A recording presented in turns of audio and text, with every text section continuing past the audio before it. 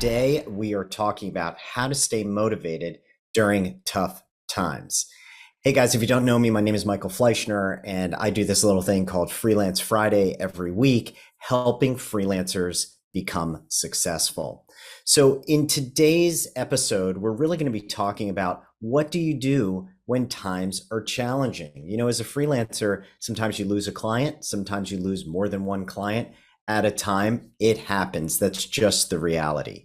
So, what I want to talk about today is what can you do to stay motivated and stay positive? Because if you stay positive and you hold that feeling, more positive things will happen. We know that for a fact, right? So, the first thing you can do is really reconnect with your why. Why are you doing this? You're doing it hopefully because you're focused on something that you're passionate about. You feel that you're creating value, you're making an impact. And that's really what it's all about. And yes, of course, you want to make extra money, but you can't do that if you're not creating value, and you only want to create value around those things you feel good about and that you can do easily. So reconnect with your why. The other thing that you can do is start to set some really small, attainable goals. Really, one of the best pieces of advice I ever got was to focus on small wins. Why? Because you create momentum. And when you create that momentum, you start to feel much better. And when you're feeling better, you start to get bigger and bigger wins. So a great example here, let's say you just lost a client, right? So instead of lamenting that and feeling sad about that, feel good that now you have an opportunity to welcome more people into your freelance practice.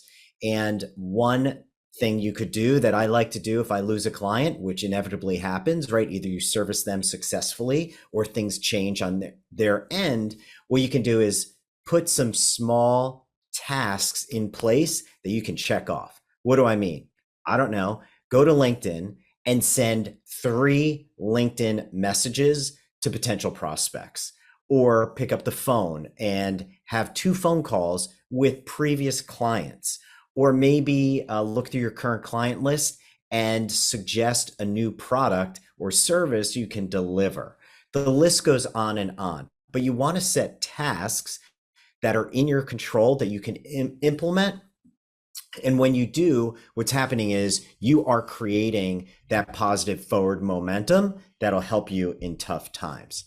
The other thing you can do is just continue to brush up on your skills. You know, maybe this additional time is so that you can do that additional research to learn something new about what's going on in your industry. I don't care if you're a dog walker or you build websites, there's always something new that you can learn. So look at that time if there's, things are slow, to work on yourself and develop yourself. The fourth one, reach out to your existing network. This is a pretty big one. And you don't have to seem desperate. You don't have to say, hey, things are difficult, I need work. But you can certainly go through that Rolodex, reach out to people you haven't spoken to in a while, go get a coffee, have a conversation, do a Zoom call. And by doing that, again, you're putting something out there, you're creating value for others, and ultimately that's going to lead to additional business. Now, one of the key things, number 5 here, is really focusing on your well-being. Taking care of yourself. Oftentimes, especially if we lose a client or things are slow, we're beating ourselves up. That is not the right way to spend your time.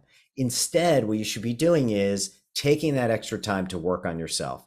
Go to the gym, go on a long walk, go have a nice lunch with a friend. And by doing that, you're going to be taking better care of yourself, which will allow you to take better care of others when they start working with you.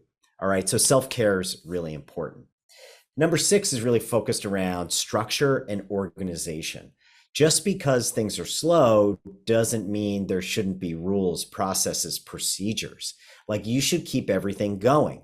And I know for me in my business, for many years, the summers were slow. And this is largely because I'm on the East Coast. A lot of people go fishing literally, in the summer, or take vacations. They go down to the beach.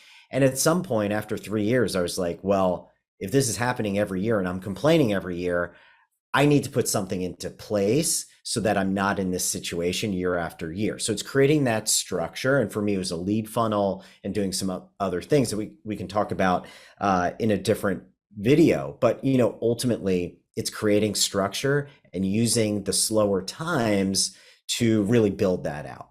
And then finally, and the last point that I want to make, you can and should be grateful. Focus on gratitude.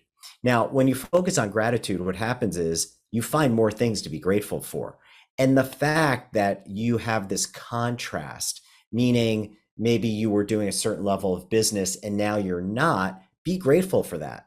Because if you didn't have that level of business previously, you wouldn't have identified this contrast and this discomfort that you're feeling. So always be grateful no matter where you are. The path will unfold for you. And, I would say the last bonus tip here is that, if things are slow, look at your goals. And really, again, it kind of goes back to number one, what's your why? And make sure those goals aren't just financial, that they're really about the impact that you can make freelancing with whatever service or solution you're providing. So that's it for today's Freelance Friday. I hope you guys enjoyed that. Definitely comment below. Let me know how you get through some of those difficult times and definitely share with the community. Thanks so much.